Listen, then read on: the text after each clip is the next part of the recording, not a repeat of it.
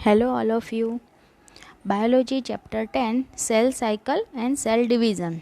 इसका मैंने आप लोगों को पीडीएफ सेंड किया था। आई होप कि आपने उसको प्रॉपर रीड किया होगा। ओके, तो चैप्टर 10 स्टार्ट करने के पहले आप लोगों को थोड़ा चैप्टर 8 का बेसिक बता देती हूँ। ओके, तो आप सबको पता ही है व्हाट इज़ सेल। तो cell is a basic unit of life. Cell is a structural and functional unit of all living organism. Cell के चैप्टर में हमने देखा था कि दो टाइप के सेल्स होते हैं, एक prokaryotic cells and eukaryotic cells. Okay, pro means before, karyotic means nucleus. तो प्रोकैरियोटिक सेल्स जो होते हैं उसमें न्यूक्लियस भी एब्सेंट होता है एंड मेम्ब्रेन बाउंड ऑर्गेनेलिस भी एब्सेंट होती है। ओके, एंड यूकैरियोटिक सेल्स उसमें न्यूक्लियस भी प्रेजेंट होता है एंड मेम्ब्रेन बाउंड ऑर्गेनेलिस भी प्रेजेंट होती है। ओके, इसके अलावा हमने देखा था कि दो टाइप के ऑर्गेनिजम्स होते हैं, एक unicellular organism and multicellular organism. Unicellular organism जो होता है वो सिंगल सेल कंसिस्ट करते हैं, उसके एग्जाम्पल थे बैक्टीरिया, ईस्ट, वो सब। Okay, and multicellular organism like us, तो वी कंपोज्ड मिलियंस और billions of the cells. Okay, तो अब हम बात करेंगे chapter 10 cell cycle and cell division की। तो इस चैप्टर में हम देखेंगे कि कैसे एक सेल में से मिलियंस ऑफ सेल्स बनते हैं। तो हम सब जानते हैं कि all organism even the largest start their life from a single cell. तो इसमें हम वही पढ़ेंगे कि कैसे सेल रिप्रोड्यूस होते हैं। तो एक सेल होता है वो डिवाइड होता है तो दो सेल बनाता है, फिर दो में से चार और चार में से 8।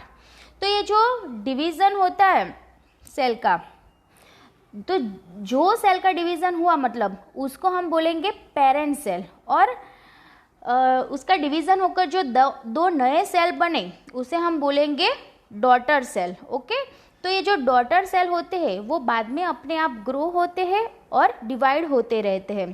तो इस तरह से ये जो एक सेल में से दो, दो में से चार, चार में से 8 ऐसे जो सेल बनते हैं वो सब मिलकर एक टिश्यू फॉर्म करते हैं, फिर ये टिश्यू मिलके एक ऑर्गन बनाता है, फिर ऑर्गन से एक ऑर्गन सिस्टम डेवलप होता है।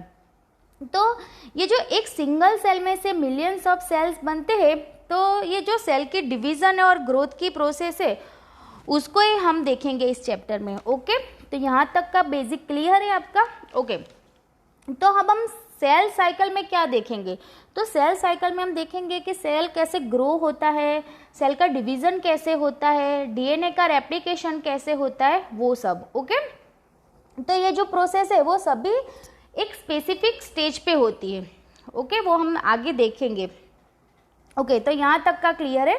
तो अब हम देखेंगे कि सेल की जो साइकिल होती है। ओके, तो जो कल्चर ह्यूमन सेल का जो कल्चर किया था उसमें ऐसा पता चला है कि ह्यूमन के अंदर 24 आवर्स में एक बार सेल डिवाइड होते हैं। ओके, ये जो टाइम पीरियड होते हैं ना वो ऑर्गेनिज्म टू ऑर्गेनिज्म डिफरेंट होते हैं। जैसे कि हमारे अंदर 24 आवर्स का है तो ईस्ट में ये 90 मिनट का ही होता है। ओके, तब हम सेल साइकिल के फेज के बारे में बात करेंगे।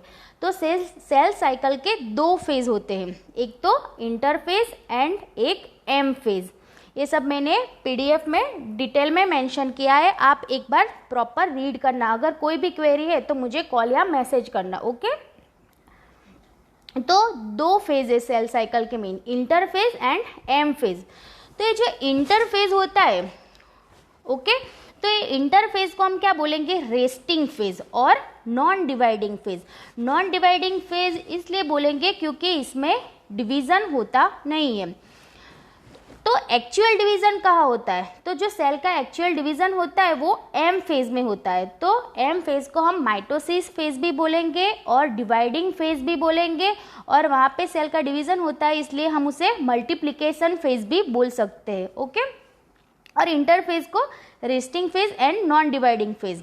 रेस्टिंग फेज का मतलब ये मत समझना कि वो रेस्ट करते, मतलब कि पड़े रहते। इंटरफेज में जो सेल होते हैं वो प्रिपेयर करते हैं डिवीज़न की, मतलब कि अगर आपका एग्ज़ाम आ रहा है तो आप उसके एग्ज़ाम के एक वीक मतलब पूरी तैयारी करते हैं, एग्ज़ाम के पहले का पूरा वीक आप पूरी तैयारी करते हैं। ओके, दिन रात।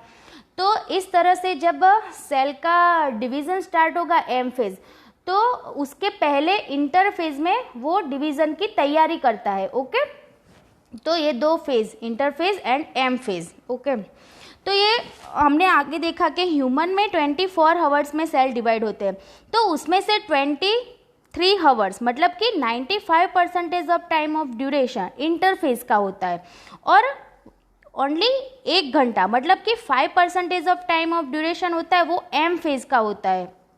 ओके, वो सब तो आप डिटेल में थोड़ा देखेंगे तो आपको अपने आप पता चल जाएगा। ओके, वो सब मैटर नहीं करता, बेसिक हमें क्लियर होना चाहिए। ओके, तो एम फेज उसमें क्या होता है, तो एम फेज में जो न्यूक्लियस का डिवीज़न होता है उसे हम कैरियोकाइनेसिस बोलेंगे, और जो साइटोप्लाज्म का डिवीज़न होगा तो उसे हम साइटोकाइनेसिस बोलेंगे।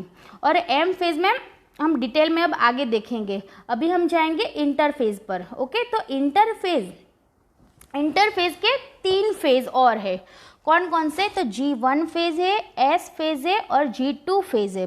G1 फेज को हम गैप 1 फेज बोलेंगे, S फेज को हम सिंथेसिस फेज बोलेंगे और G2 फेज को हम गैप 2 फेज बोलेंगे। तो आप लोगों ने मेरे PDF में जो सेल की साइकिल है वो तो देखी होगी, उसमें मैंने इजीली सब दिखाया है। ओके, तो देखो सेल साइकिल में तो G1 फेज यहाँ पे क्या होगा, तो G1 फेज में सेल ग्रो करेंगे और मेटाबॉलिकली एक्टिव होंगे।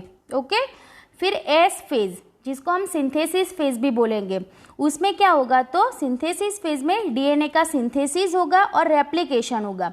रेप्लिकेशन का मतलब क्या है, रेप्लिकेशन मतलब कि जेरोक्स कॉपी।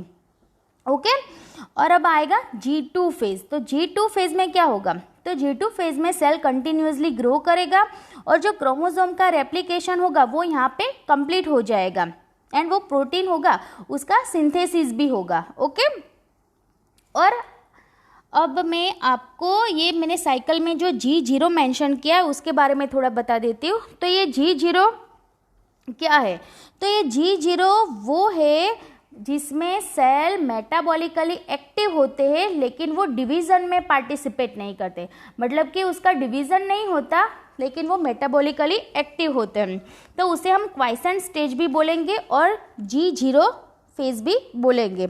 ओके, तो उसका एग्जाम्पल क्या है, तो हार्ट के जो सेल होते हैं वो उसका कुछ इस तरह का होता है। ओके, तो आज की वीडियो हम यहीं तक रखते हैं। Okay, all of you bye, take care.